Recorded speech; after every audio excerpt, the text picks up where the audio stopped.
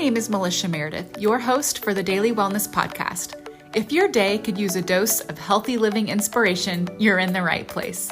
Call me a crunchy mom, health nerd, whatever. I'm just a normal mom trying to do what's best for her family, and I happen to love talking about all things health and wellness. Join me as we learn from like-minded people, change the health legacy of our families, and take our wellness to the next level. Welcome to the Daily Wellness Podcast. Have you ever thought about the vast array of health issues that can be connected to hormone disruption and imbalance? Migraines, hair loss, adrenal stress fatigue, irregular and painful periods, weight gain, depression, cancers, rage, early puberty, infertility, low libido. We could go on and on here. Hormone disruptors are pretty much everywhere these days. And because hormones affect so many processes in our body, it's really important to make sure that we support them and keep them balanced. That's what Kait Entsminger and I talk about today. Kait is a hormone health coach, and she brings a lot of insight, wisdom, and practical tips to the conversation. We touch on solutions like being mindful of blue light exposure, nutrition, stress management, mineral balance, and circadian rhythms. I know you'll walk away from this episode with lots to think about. Here's your dose of daily wellness.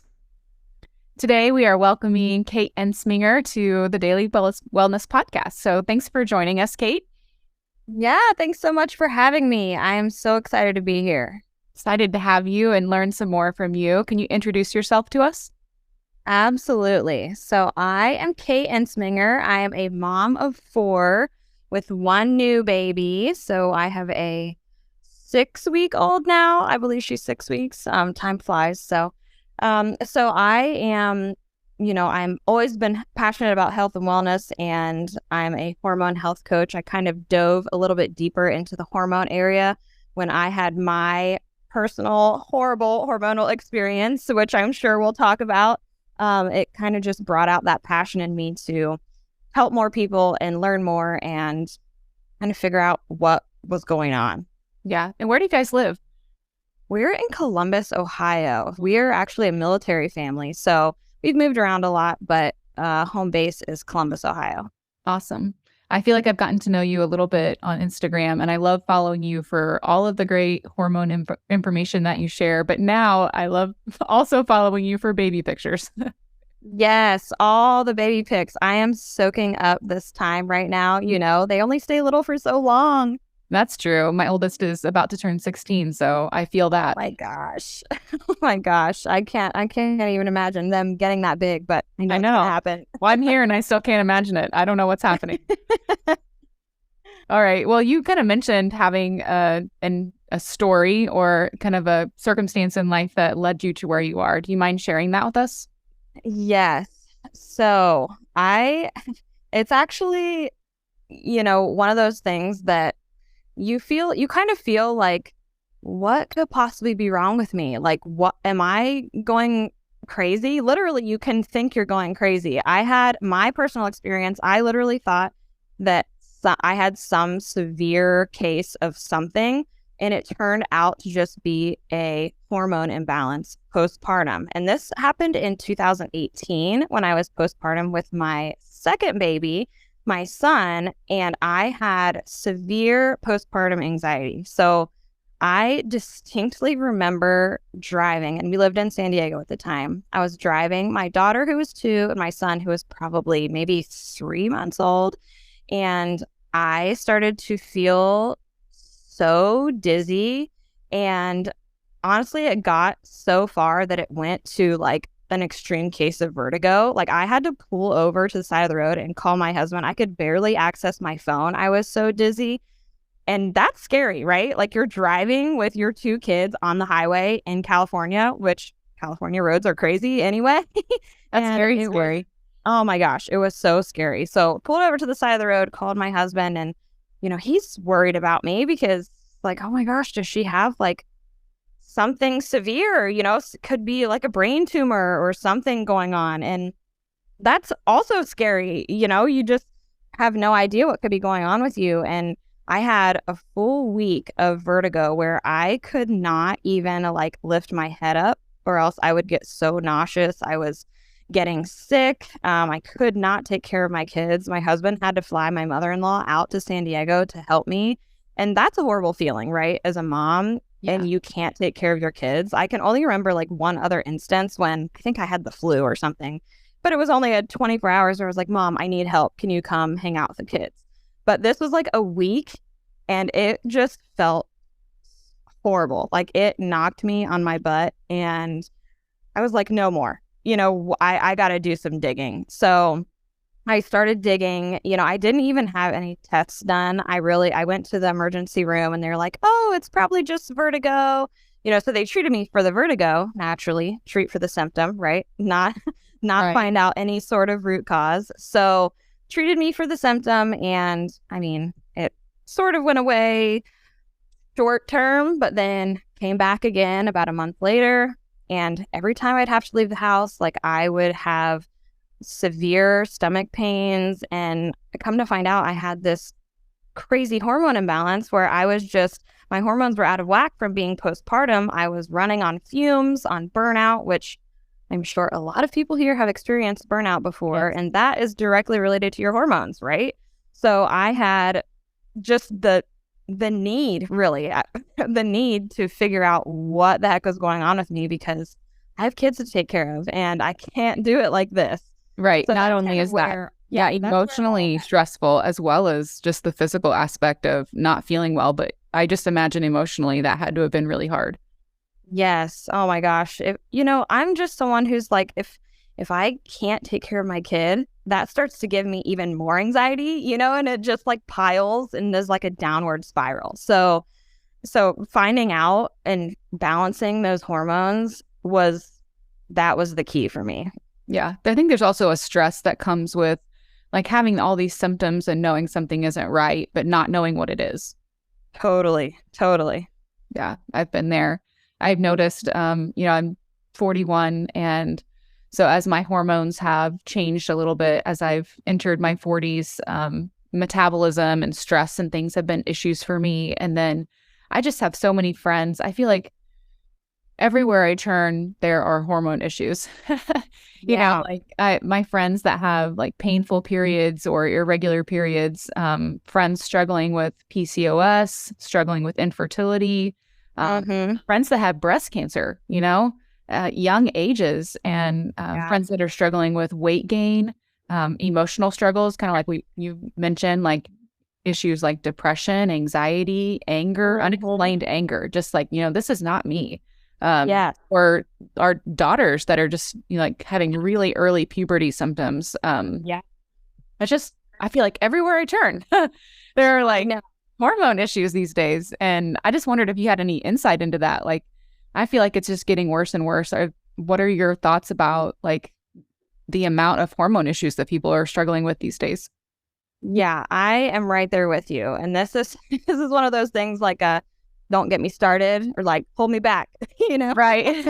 There are so many things that our modern society has that we didn't have 100 years ago, processed foods, the toxins and pharmaceuticals in our water and our air, hundreds of toxins we're putting on our bodies every single day via personal care products. Like that's interfering with your endocrine system. It's interfering with your hormones. Our skin is super porous. So when you are slathering on your whatever smelly Bath and Body Works, you're pulling all of those things straight into your bloodstream, which is obviously not good for your hormones. And then, you think about lifestyle. The modern world is not built for women to have healthy hormones. It's just not. The modern workday is built like based off of a man's hormones, 24 hours. They wake up. They are ready to go. They eat lunch. They're ready to go. And then they go to bed and rinse and repeat.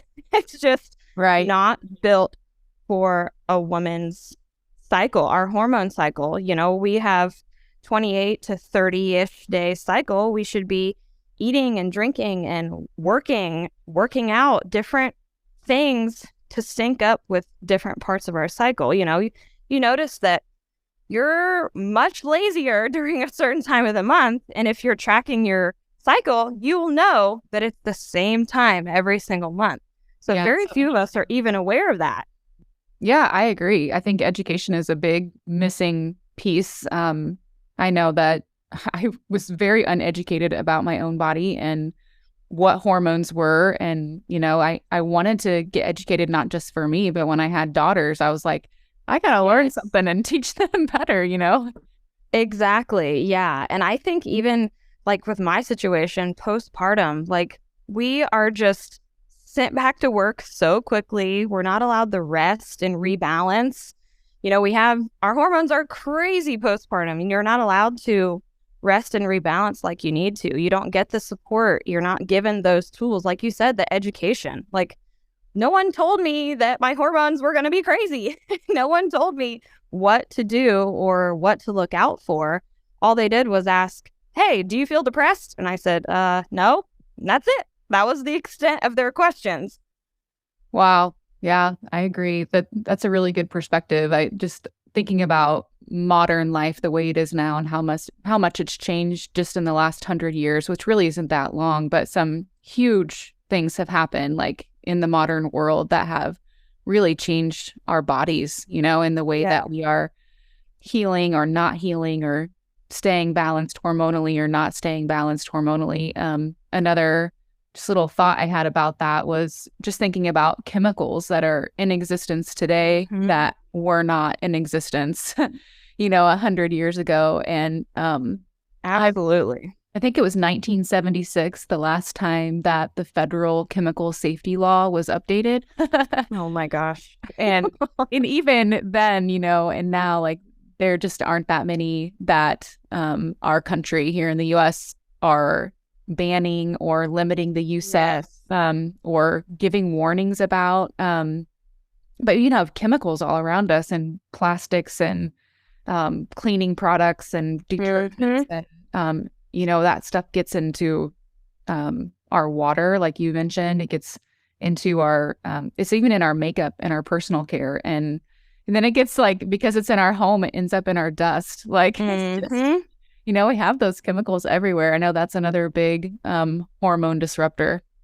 Yeah, it's just a downward spiral. I feel like, they want to make everything as cheap as possible. So they, make a new chemical and make a new this or that, or how can we do the cheaper version of this when that's really damaging, when we're using the cheaper version because that's their new formula. And you would have no idea. Like I had a laundry detergent that I really loved, and they completely changed their formula. I had no idea that they had changed their formula until I posted about it, and someone's like, that has XYZ in it. It's like, wait a minute. It never did before. Wow. They're just getting cheaper and cheaper as well, changing those formulas without letting people know. And like you said, so many things aren't even banned or regulated in the US like they are in places like the EU. Mm-hmm. Yeah. So it's just crazy how that can affect it as well. Yeah. And I think just making that connection is sometimes hard because we're not taught to do so. So we're, we're exposed to all of these things that disrupt hormones. We start having these symptoms, but we don't realize that the symptoms are connected to hormones. And it's like a crazy cycle. Yes, exactly. Yeah. I mean, when I first had like symptoms of anxiety and, because of stress, like my first thought was not hormones, and it really should have been, and I just think that we don't connect the dots often between, things that are happening, like, my friends that are diagnosed with breast cancer, often we treat that as its own thing instead of thinking about how it is part of our whole hormone system, right. What the root cause of that was. I just really want to encourage people that are listening to start trying to connect the dots. Yes, connect the dots. I just feel like hormones are so intermingled with everything else that it can be hard to pinpoint it. Like you said, no, people don't really like start feeling bad and they say, maybe it's my hormones. They don't say that. They always say, right, well, maybe I'm just tired. Maybe I just should eat a little healthier. I'll cut out my midnight cookies, or maybe I have thyroid issues, or maybe I'm just stressed. Maybe this is my new personality, maybe I'm just an angry person or something like that. And then they're told by their tired in the doctors, afternoon. I'm just a mom. right, exactly. Then they're just told by their doctors, like, oh, you should just get on this birth control or whatever it is. They give them some blanket Band-Aid statement, and that's what people do. And their hormones never get better, but they never realize that it was their hormones to begin with, if that makes sense. Yeah, it does. I kind of want to get your input on just kind of that downward spiral of symptoms. Like, I feel like, some people might be using plastics or using, toxic ingredients in their personal care products and cleaning products. And maybe they don't really notice anything bad happening, right now. But there is a threshold, right, of like how much our body can handle. Like we all have body burden. That's that like buildup of toxins in our body. And at some point, like you are going to have some symptoms that build up. And so it might start with something small, like, a little bit of, feeling stressed or feeling tired in the afternoon or something like that. But then that's going to keep building. Like if we don't address those hormone issues early on, and then you do end up with a very serious diagnosis. You have trouble with infertility. That's such a burden for people right now in this world. Like, we want to have children and we can't, and it causes so much grief, or, diagnoses of cancer, or adrenal fatigue is huge. Like people get to a point where they're so burnt out, like it's hard to come back. Yeah, it's like the straw that broke the camel's back. It's like all of these things pile up, and then you're using toxic products on your body. You're not, your air is not being filtered. You're not filtering your water. And then you have situational stress and emotional stress, and you're not sleeping enough, and you're scrolling until 2 a.m. on your phone. Right. And all of those things just pile up, and you're right. There's a point when that load just becomes too much for your body. Yeah. So what are the kind of signs that you would recommend someone looking for of like, I need to look into this? I know we've kind of talked about some things like, but what do you see people coming to you for? Like, this is what's happening, like what are those like defining factors that really make people reach out for help? Yeah. So the most common things that I have people messaging me about is, number one, headaches. And obviously a headache can be from a lot of different things, and that's why people don't go straight to hormones. But when I start listing all the other things that typically will come with that particular imbalance, they think, oh my gosh, that's me. I'm experiencing all of those symptoms, So headaches before your period, losing your hair, obviously painful, heavy, or irregular periods. Those are so common, but you should not be having pain with your period. Dizziness upon standing, anxiety and depression, rage, like we talked about, just like these strong mood shifts, and you don't have an ability to regulate those emotions. And then we also talked about the afternoon energy crash. That's a sign that your adrenal glands are screaming for help. Forgetfulness and cognitive mishaps. The list just goes on and on. Yeah. And typically just one of these things can point to an imbalance, but if you're experiencing multiple symptoms, it's definitely something to look into. Okay. And what is that process like? Like if I'm like, all right, I think I need some help. Like what are some steps people can take? Yeah. So it's definitely something that I would troubleshoot first. Like, start to reduce the amount of processed foods you're eating. Track your protein. You should be getting at least 100 grams of protein per day for optimal hormones. Also, track your cholesterol. Cholesterol is like such a buzzword because we've been led to believe that it's a bad thing. But your hormones are literally made up of cholesterol. So if you go on like a trendy low fat or low cholesterol diet, usually several months later, you're going to start to notice symptoms of a hormone imbalance because your hormones can't produce themselves. That's so there's good. a few tests you can run. You can dig really deep with like a thyroid panel, a Dutch hormone test, or even like an HTMA, a hair tissue mineral analysis test. So that's going to give you all your mineral levels. It'll show you what you're deficient in, what particular potential toxicities you could have, things like that. Yeah. What's the link between protein and hormones? So protein is so important as well because your body runs on protein. Basically, it's kind of hard to explain, but protein and cholesterol are directly linked as well. You want to have bioavailable protein. If you're just using protein powders or things like that, that's also not super bioavailable. You want to make sure you're getting things like, farm fresh eggs or good red meat or salmon or any of those other things that are high in bioavailable protein. Yeah. Okay. And what about the testing that you mentioned? Is that something that you lead people through as they work with you, or is there a place you send people to get that testing done? I do. So I typically send people to get testing done. I know how to read the tests, but so usually they'll go to their doctor and then, get the results from their doctor, and we will go through them together. So your doctor will have one recommendation, whatever it may be, whether it be to go on birth control or change your diet or something. And then we'll troubleshoot usually on a little bit deeper level. So it's not as surface level as you would find with a doctor.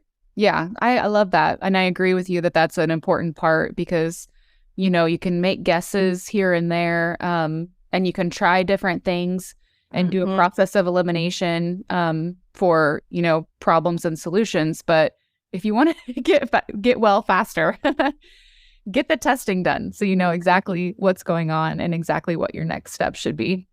Yeah, definitely. And I feel like it can be a little bit overwhelming when people think that they have a hormone imbalance, because the first thing you say is, okay, well, we're going to work on your diet and lifestyle. And they're like, isn't that like my whole life? Yeah. Yeah, that is absolutely true. But, you're just going to go one decision at a time. We're not going to overwhelm you with some huge, crazy protocol with 35 supplements and all, there's no crazy protocol.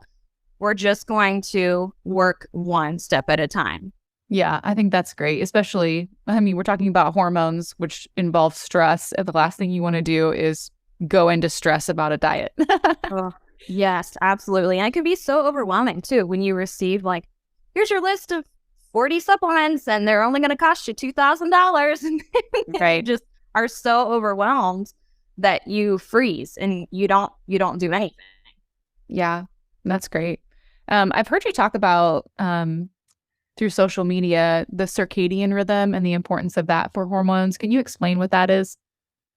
Yes. So your circadian rhythm is so important for your hormones because your body basically works with the sun. So when the sun comes up, you want to be in the sun if you can. Try to get your eyeballs on the sun. Don't like burn your eyes, but stay in the sun. We try to have a habit of sitting on the front porch when the sun rises, so all of us get a little bit of that morning sun.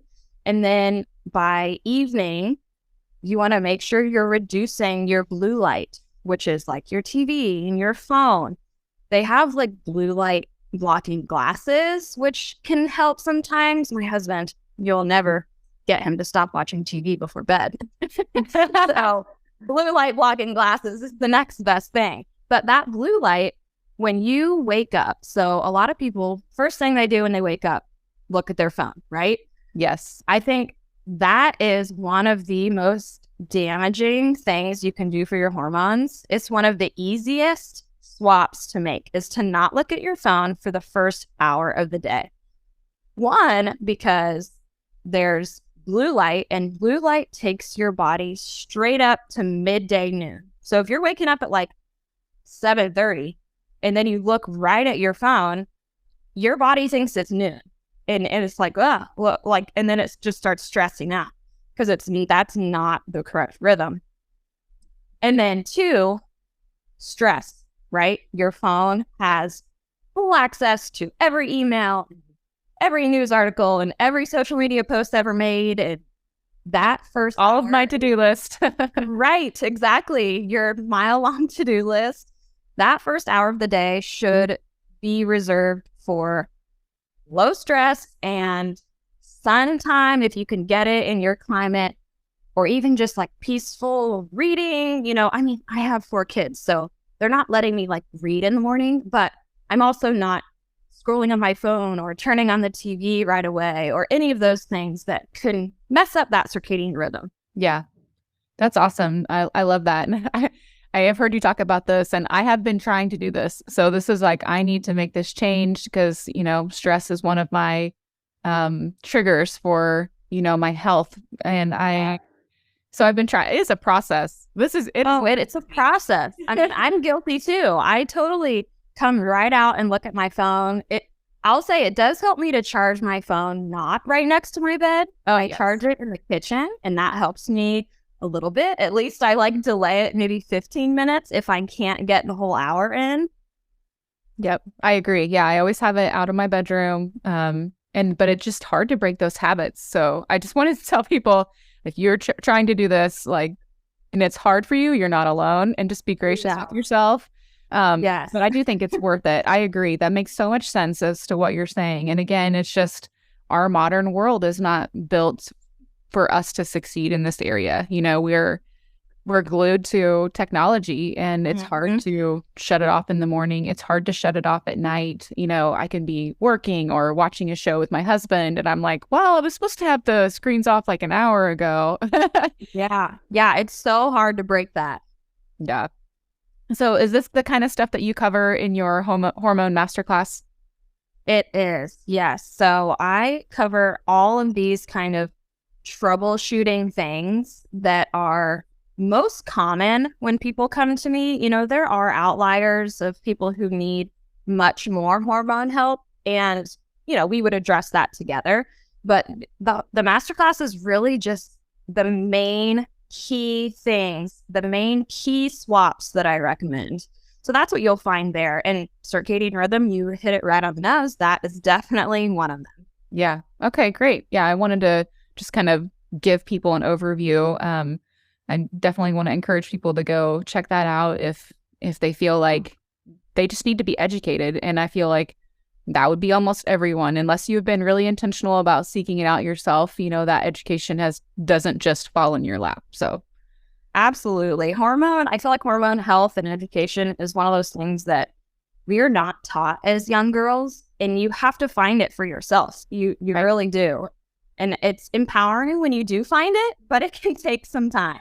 Yes, I really appreciate what you're doing. I think it's so important. Encourage people to follow you on social media and get connected with you. And just, I think, when you follow Kait on social media, it's just, you'll see her information, and it'll just be that reminder of like, okay, I need to work on this, like I can take this next step. Like there is something I can do. Like I can take control of my own health and keep learning and keep growing. And it's just really helpful. So I want to ask you a few questions as we finish up. One is, what resource would you recommend to people that want to learn more about health or even hormone health in general? So I would definitely recommend, there is this book. Well, I wish I could find the author for you. Hormone Intelligence. Okay. Is what it's called. I can get you the author and send that to you as well. But that's where I first started when I was doing my hormone research. And then I went to the nutritional therapy practitioner because I realized that nutrition has so much to do with it as well. Yes.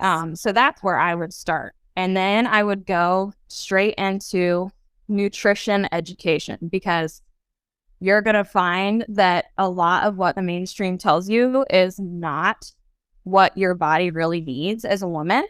And you're going to find that the mainstream models are not what your body should look like as a woman. Yeah. And if you're trying to get there, you're going to damage your hormones in the process. True.